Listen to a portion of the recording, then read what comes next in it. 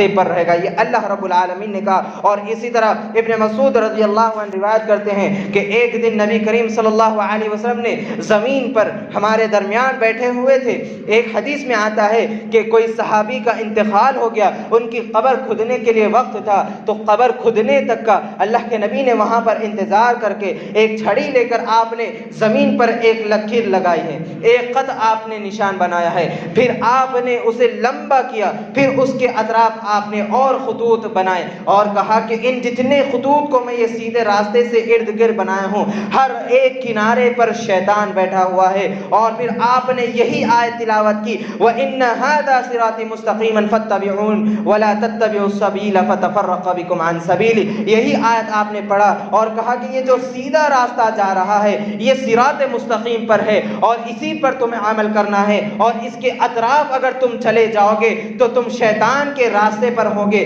اور وہ تمہیں گمراہ کرے گا۔ پھر آپ نے کہا یہ سیدھا راستہ جس پر میں ہوں اور میرے صحابہ ہے وہی ہے، اور آپ تاریخ اٹھا کر کتابوں کا مطالعہ کر لیجئے، کتابیں اٹھا کر آپ دیکھ لیجئے، وہ سیدھے راستے پر اگر کوئی جماعت ہے وہ جماعت اہل الحدیث ہے، وہ سلفیت والی جماعت ہے جو آج باقی ہے، سیدھے راستے پر چل رہی ہے۔ صراط مستقیم پر اگر کوئی جماعت چل رہی ہے وہ صراط مستقیم پر چلنے والی جماعت کا نام اہل الحدیث جماعت ہے، اہل الحدیث جماعت کا نام ہے، وہ سیدھے راستے پر چل رہی ہے، کیونکہ اہل الحدیث کے صرف دو اصول، اطیعوا اللہ و اطیعوا الرسول۔ اہل حدیث کے ایک ہاتھ میں قرآن ہے اور دوسرے ہاتھ میں حدیث رسول۔ اہل حدیث وہی کہتا ہے جو قرآن کہتا ہے، اہل حدیث وہی عمل کرتا ہے جو احادیث رسول صلی اللہ علیہ وسلم سے بد ملتا ہے۔ تو ہم کو چاہیے اگر ہم کو سیدھا راستے کی طرف چلنا ہے تو قرآن حدیث پر عمل کرنا ہوگا۔ اگر ہم چاہتے ہیں کہ ہم صراط مستقیم پر رہیں، ہم چاہتے ہیں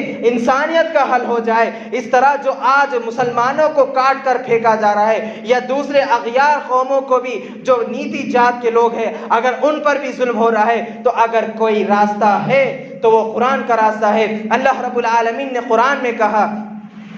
کہ تم ایک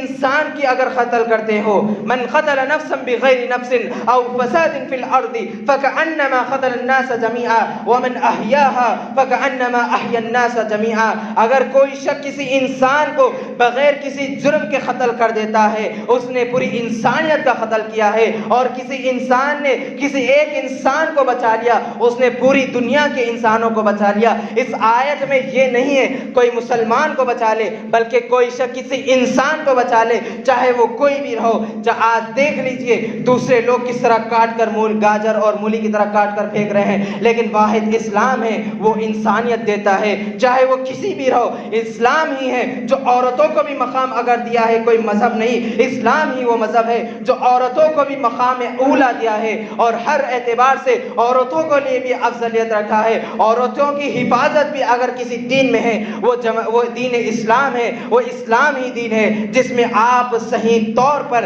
زندگی گزار کر انسان بن سکتے ہیں۔ صحیح اگر انسان بننا ہے آپ کو تو آپ اسلام پر، صحیح اسلام پر جو قرآن حدیث والا اسلام ہے اس پر آپ چلیں گے تو آپ صحیح انسان بنیں گے، اور آپ سے کوئی انسان بھی محفوظ نہیں رہے گا تو پھر آپ مسلمان بھی نہیں ہیں۔ یہ چند باتیں جو تھی میری آج کے خطبہ جمعہ کی آپ کے سامنے میں نے کہا، اور اسی طرح بعض علماء کا کہنا ہے وقال البعض السلف هذا اکبر الشرف لاصحاب الحدیث الان امامهم النبی صلی اللہ علیہ وسلم۔ آخری بات کہہ کر میں اپنی بات کو ختم کرتا ہوں، جس دن آواز دے گی یوم ندعو کل اناس بامامہم، جس دن آواز دیں گے کہ لوگوں کو اپنے امام کے ساتھ آؤ، تو وہ امام اہل الحدیث کے امام محمد عربی صلی اللہ علیہ وسلم رہیں گے۔ یہ شرف اہل الحدیث کے لیے ہے۔ اگر آپ قرآن حدیث پر عمل کریں گے، جس دن آواز دی جائے گی اس دن ہم انشاءاللہ نبی کریم صلی اللہ علیہ وسلم کی امامت میں کھڑے رہیں گے، اور انشاءاللہ جس طرح یہاں پر بیٹھے ہیں اس طرح انشاءاللہ ایسے ہی جنت میں ہم چلے جائیں گے۔